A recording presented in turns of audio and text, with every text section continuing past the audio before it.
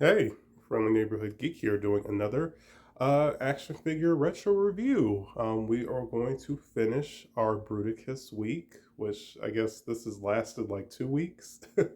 um, yes, so finally we are going to see the combiner, and again, technically, this is as far as the Bruticus uh, combiner. This is a re-review because I saw I was scrolling through my older videos that my original video only got like 10, 11 views, which is very sucks to kind of see that because I put a lot of energy in all my content. Um, but yes, without further ado, let's look at Bruticus. Have him over here to the side, and yes, finally seeing the character together. Um, Yeah, he still kicks butt, honestly. Now I kind of utilize the um, Scramble City. What is it? Scramble City ability, I guess that this set has. So originally, you see Vortex is an arm. Blastoff would have been the right arm where Swindle is. But his arm mode looks kind of funky, and it looks like the Vortex and Blastoff. Their arms kind of extend to, I guess, give him more length, but they look kind of like monkey arms, kind of like if you had like a plush monkey, with the Velcro hands, with the long legs and arms. That's what it's kind of similar to. Um, so it does look kind of funky, and the proportions look kind of off. So luckily, I'm not Swindle. Vortex has the ability to, you can kind of leave the arm like this without having to extend it. Vortex unfortunately doesn't have that ability, so I just decided to make him a leg, and I like him as an arm and a leg, but I just try to switch it up for the video, and the fact that I've never really, made Swindle or Blastoff. I never made them switch roles or whatever. Um, so yeah, he stands once you get him in a certain pose. You know, um, some dust on the back of him. Uh, once you get him in a certain pose, he probably won't do it because this he's sitting on my bed. But you can get him to stand, on a shelf, or whatever. Yeah, I don't think they're gonna stand for me on here. Oh, a little bit. Luckily, Brawl. There we go. He's standing. That's cool. Brawl right here. This piece kind of folds down to kind of give him a toe and gives him, some stability. Um, I guess Blastoff has these back pieces. Let me oh, see the back of them. So, leg posability, technically, they can kind of move back and forth, but they're kind of ratcheted. And then these pieces that plug in right here that you see I just disconnected. If you disconnect those, you kind of give him more posability. Of course, he has knee joints due to, the combiner pegs or whatever, which is cool.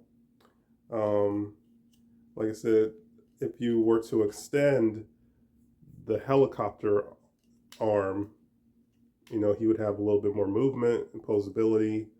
Um, but I'm fine with I'm fine with it being like this. And this arm also has, because of Swindle's transformation, um, it has arm joints, and of course both the arms can rotate like that, rotate 360. Oh, so yeah, I don't know how you properly transform him into an arm. I just kind of makeshift it basically, um, to where it looks good enough. It is kind of weird though. Both Swindle and Blastoff have um, like two, like a right arm and a left arm built into their legs, which is really weird. So it's like they have two, well, not arms, two hands. They have a right hand, left hand built into them. So if you wanted to have them on either side, which is really weird but cool, but it's like kind of funny looking behind Swindle and just seeing two hands, built into his feet. It's very funny. You see Onslaught's piece pegs on the back, which is cool. Unfortunately, like I said, there's like a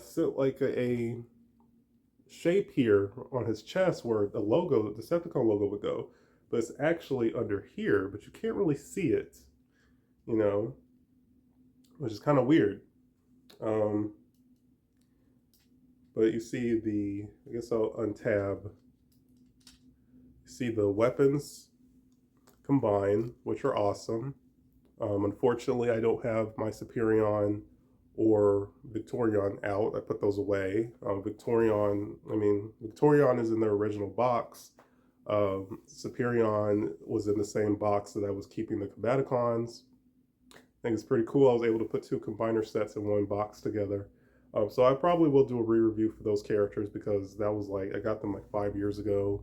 I think my unboxing for them is still up, but I don't think I talked about them individually because, like I said, there's a lot of videos and a lot of talking, talking about each character. So I'll probably, when I get around to doing Superion, I will probably, talk about two characters in one video or whatever,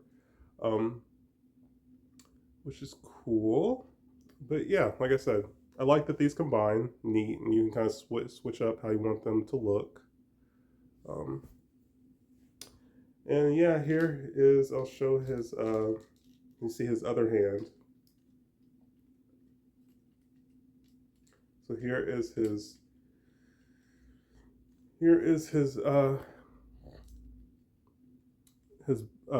Swindle hand right here. And then, can't see it, but under here, I don't know if I can get it to come out. Try to show the other hand, which I was talking about.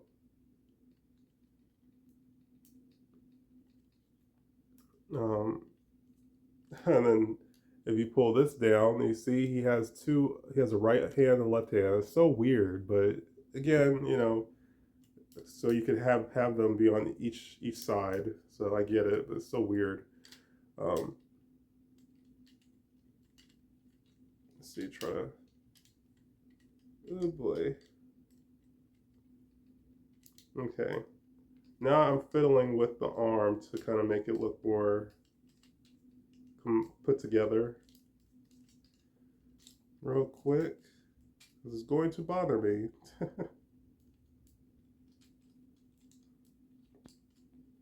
If I can get it to connect.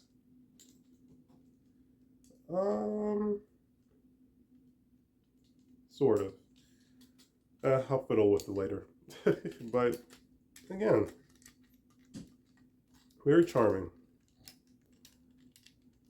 Very, very cool. Let's see. And then, yeah, got a little distracted. There's some background noise. And so then you see this hand, which a lot of people don't really like. See his hand like that, and it could fold on, the thumb could fold on both sides to be, either side, which is cool, I guess. And there is a gun for the helicopter mode built in, so if you wanted, because in the game he could I think with Blastoff as an arm, he could turn the thrusters into a flamethrower and use it against the Autobots, which is really cool. So you could kind of probably replicate something similar to that with the Vortex because he has the built-in gun. But like I said, like this, let me.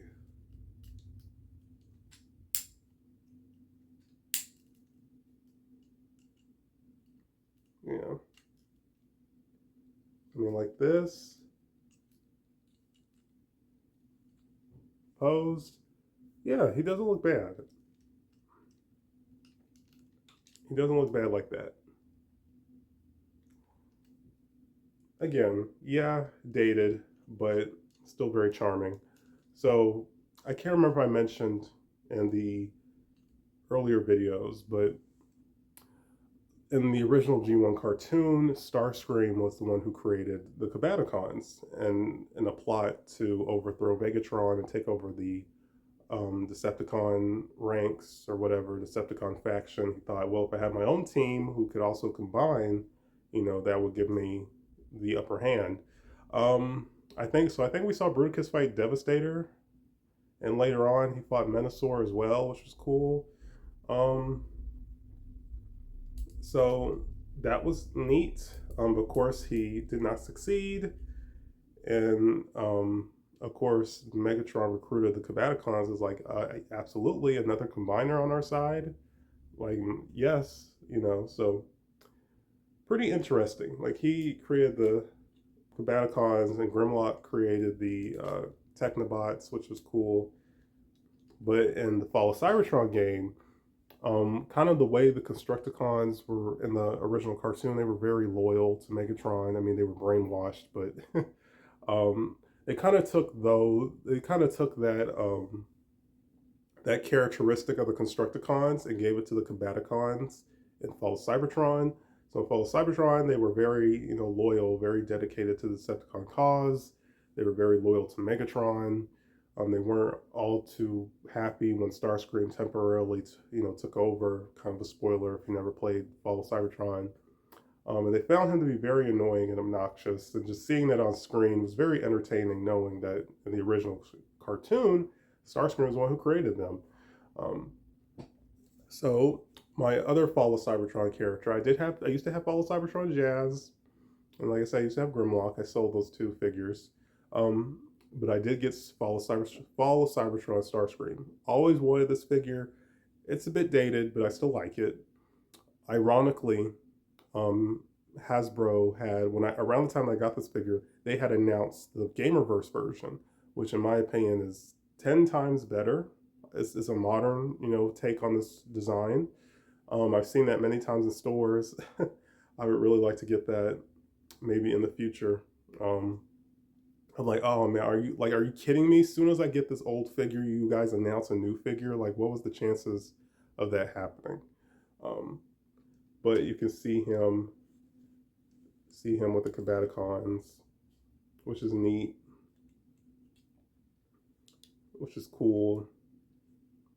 So I dig that. And since they were loyal to Megatron, even though this isn't Fall of Cybertron Megatron, here's my repaint Premier Edition The Last Night Megatron in his stealth bomber mode. Really love this figure. Kind of dated due to some pieces, but still very charming. So here he is. I think he scales well with them since they're supposed to be, towering over other characters. So here they are with Megatron. Dig it. And last but not least, oh boy, here they are with my Devastator. So right now I have the two of them displayed together. And they look good together. Of course, a G1 toy and a toy from like 2012, 2013. They look good together, of course, even with the upgrade pieces on Devastator. Bruticus is still taller, but they look good together. I dig it. I dig the way they look. Two classic G1 combiners I have in my collection. Decepticon combiners. And yeah, I don't know if you guys see the face. Yeah, the face looks great. I love the mouth plate, the green on his cheeks, the yellow. Really cool. So once again, charming. I dig him.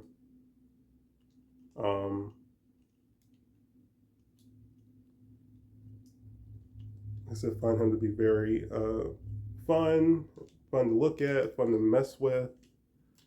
Yes, a lot of the figures, some things are dated. Like I said, again, Onslaught Date is probably the weakest out of the figures. Just the proportions, the transformation being difficult. You know, that stress on that little crotch piece, and me hearing that it's broken on people before, like that's really off-putting and unfortunate. Um, but again, this was like a prototype to Combiner Wars essentially, and it got, like I said, got a lot of repaints. I still like to get the Ruination Wrecker version, Autobot Wrecker version. Um, yeah, it's just very charming. Like I don't see myself getting rid of this mold. You know, like I said, I had the Amazon exclusive G2 version. I like that version, but again, it was just kind of a novelty impulse buy. So, you know, I was fine with, letting it go. But I genuinely like the set. It's still charming to me, you know. So I think that's probably it for Bruticus. I've kind of said everything I need to say. Especially, like I said, if you have figures in the scale of Megatron Starscream, of course. I'm not sure how he would hold up with a modern deluxe figure, but he looks awesome. Like especially if you had him on a video game shelf or whatever, having him tower over all these other characters is really really cool. It just adds to that menacing, imposing effect that Bruticus has. Um, so yeah, but yeah, you might see these guys show up in a stop motion because I think it would be cool to animate these guys and have them combined on screen. That would be a lot of fun to do. Um, but like I said, that's it for this video. I mentioned the last video, a certain video game icon just had a birthday, so I'm thinking of doing a video talking about my rare, or at this point considered rare, uh, plushies based off this particular gaming icon. Do that. Re-talk about Mystery Inc. Because again, that video is old, dated, so they'll get a re-review. I have something coming today, so I'll probably, as of this recording, I'll probably review that tomorrow. And there's another inexpensive item I'm thinking of picking up. So yeah, got a handful of reviews. Eventually, I do have a few TikToks, I could upload. So eventually, I'll get around to uploading those. And again, just stay tuned for the entertaining content. So as always, I want you guys to like, comment, subscribe, and stay tuned for more. Peace, you guys.